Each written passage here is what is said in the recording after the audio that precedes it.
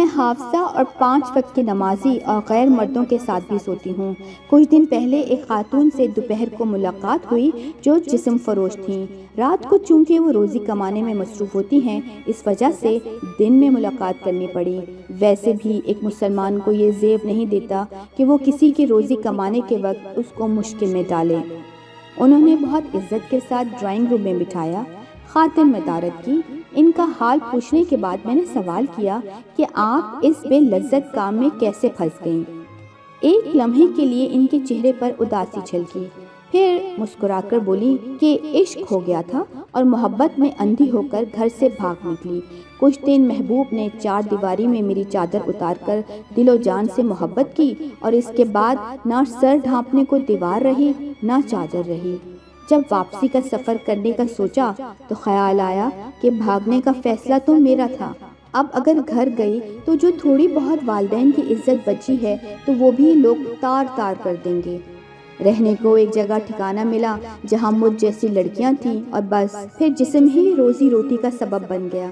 سوال کیا کہ والدین تو معاف کر ہی دیتے ہیں، ان کا نرم دل ہوتا ہے، تم ایک بار چلی تو جاتی۔ تو مسکرا کر بولی، معاف تو اللہ بھی کر دیتا ہے لیکن لوگ معاف نہیں کرتے۔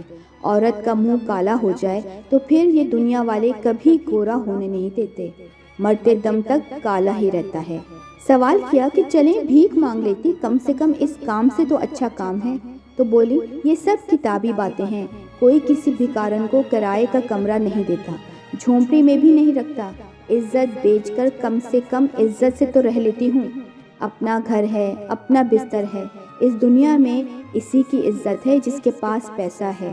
یہ دنیا تو منافق لوگوں سے بھری پڑی ہے جو نیکی کا درس دیتے ہیں اور اندر سے شیطان ہیں۔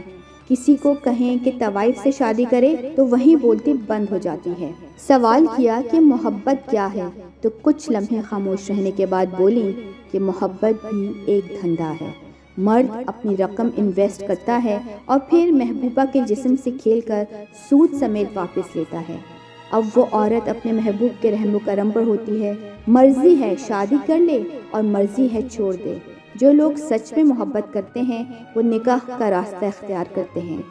سوال کیا کہ گناہ کرتے ہوئے تکلیف نہیں ہوتی؟ تو بولی کہ جب انسان گندگی کے ڈھیر میں رہنے لگ جائے تو پھر اسے بدبو کا احساس نہیں ہوتا بلکہ خوشبو اس کے لیے زہر بن جاتی ہے۔ بس اپنا بھی معاملہ ایسا ہی ہے۔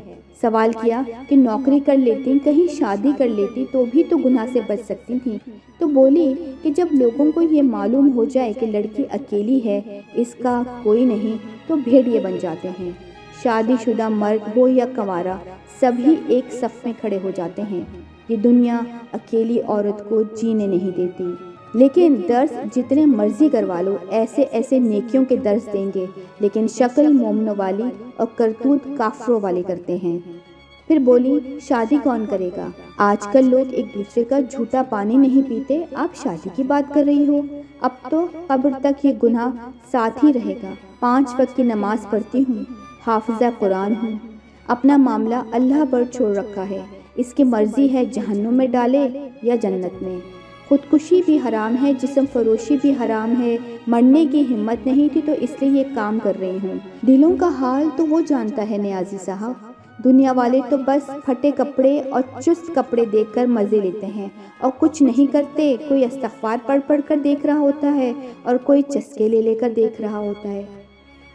انٹرویو کافی لمبا ہو سکتا تھا لیکن ایک چاہنے والے کی کال آ گئی تو انہیں جانا پڑا اور جاتے جاتے کہہ گئیں کہ اللہ آپ کو اپنی حفظ و امان میں رکھے۔